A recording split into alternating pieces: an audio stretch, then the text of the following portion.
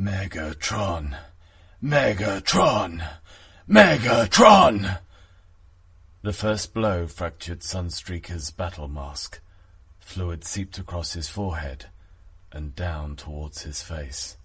Megatron! A second blow, this time unseen, splintered the Autobot's shield and almost severed his left arm. Megatron! Yet another blow, and another,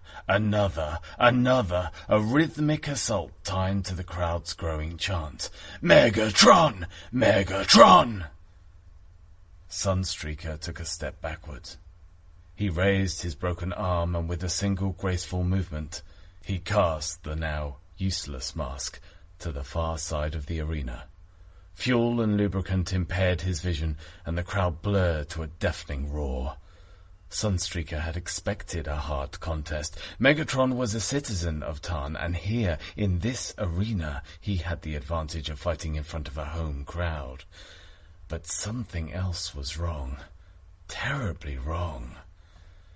Gladiatorial contests were common throughout Cybertron.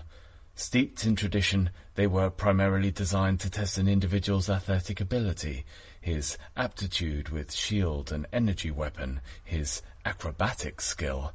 The actual combat itself was far less important, yet from the moment of entering the arena, Megatron had fought with an unbelievable ferocity. Every vulgar movement timed to the swaying of his frenzied supporters, each bestial attack punctuated by their screams.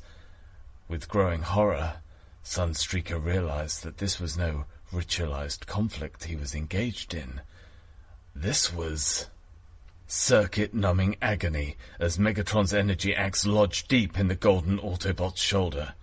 The world became dull, the crowd somehow remote, and then Sunstreaker was thrown to the arena's smooth surface, as with a brutal tug, Megatron tore his weapon free from his opponent's body. Tarn's crowded citizenry howled their approval as their champion loomed towards his stricken foe. He raised the energy axe once more, his pace slow and deliberate, his weapon shimmering in Cybertron's cool night air. Megatron! Megatron! Megatron! The Autobot overlord slowly opened his eyes. His circuits were now fully charged, and the growing chant from the arena outside told him he'd soon be presenting another winning gladiator with an award. Electricity hummed and sparked, as with weary resignation he pulled himself away from the circuit-encrusted wall he'd been embedded in. The fact that his energy levels now needed almost constant replenishing was but another indication of the Overlord's great age. He was last in the line of Autobots that once ruled Cybertron, and this fact weighed heavy on him. What had finally caused the planet-wide autocracy of his forefathers to give way to the loose collection of independent states that existed today, the Overlord could not say, but he was convinced that the Autobots' thirst for fuel sources had contributed to the change. The Overlord himself was testament to the fact that the people of Cybertron were a hardy race. For thousands of years, perhaps longer, natural death had been an alien concept to them. Yet, with the creation of new Transformer life continuing unabated, it should have come as no surprise that one day the planet would face an unprecedented energy crisis. That day had arrived. Cities swelled to capacity, and competition for fuel had become an intense and bitter struggle.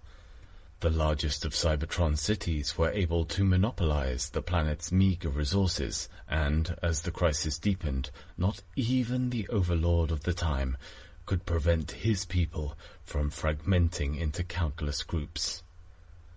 Iacon emerged as the strongest of these newly created city-states, and its council of governing elders used their powers to ration and distribute fuel to the city's less advantaged neighbors.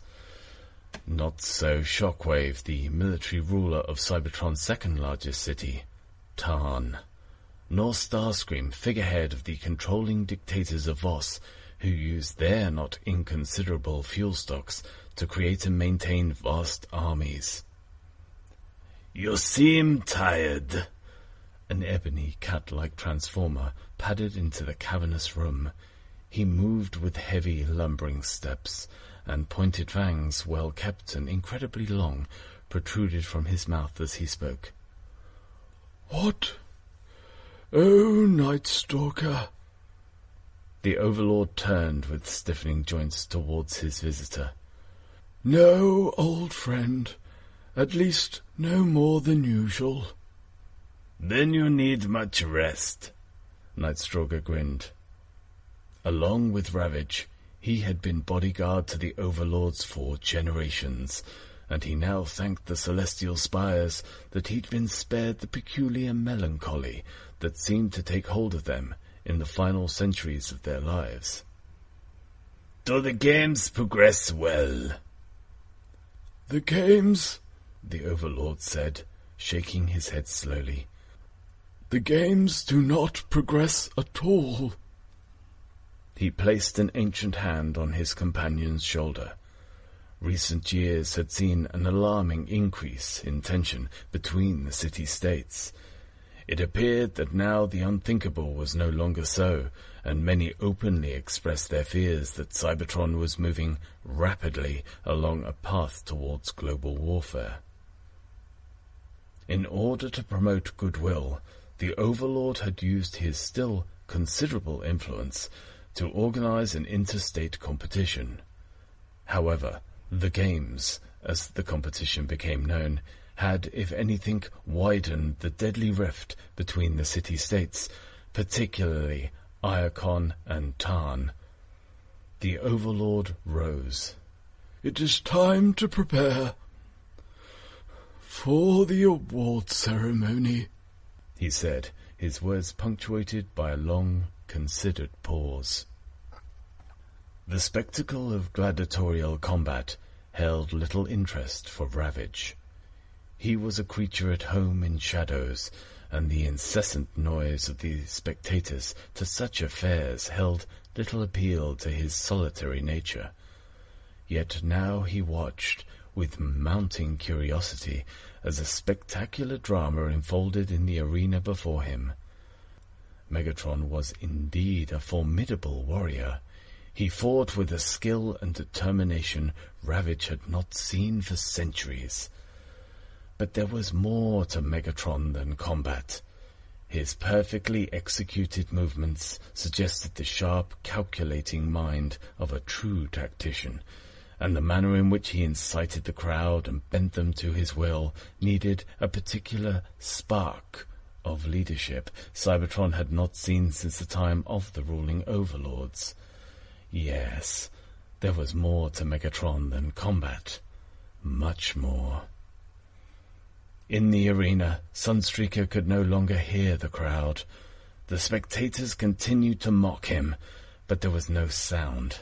There was nothing but an icy grip at the base of the Autobot's neck. Megatron bent lower. His voice whispered from behind a highly polished battle mask. "It is time this farce ended." "That is enough!"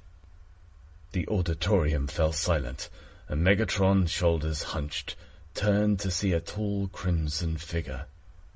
"Prime!" he roared. "I'll brook no interference from the likes of you." The savage assault took Optimus Prime by surprise, and Iacon's chief athlete found himself lying on the floor of the arena. He tried to regain his footing, but Megatron followed his attack through, and a gleaming energy axe creased Prime's chest. Sunstreaker now forgotten, Megatron lurched towards the fallen Iaconian. He raised his energy weapon, and his arm fell limply to his side. His eyes widened, and he silently stared into the barrel of Prime's photon pistol. "Put an end to this violence!" Overlord's voice carried poorly across the arena. He was now dressed in the heavy robes of his office, and appeared to many amongst the crowd, old and feeble. Prime stood and holstered his weapon. "My lord, Megatron tried—" "Silence!" the Overlord cut in. "You shame these games, but more importantly, you shame yourselves. Silence! You shame these games, but more importantly, you shame yourselves. But enough, Prime. I shall postpone the award ceremony for another time cycle, and until then, we should all endeavour to re-establish friendly relations." Ravage rose from his vantage point in the crowd and followed Night Stalker into the tower that housed the Overlord's chambers. Was the Overlord so naive as to be unaware of Megatron's true nature? Perhaps, perhaps not. It mattered little anyway, for the Overlord would soon be gone, and with him the planet's ties to the past. And as he was swallowed by the shadows, Ravage reflected that, quite possibly, what he had witnessed in the arena this day was the opening chapter in the bold new history of Cybertron.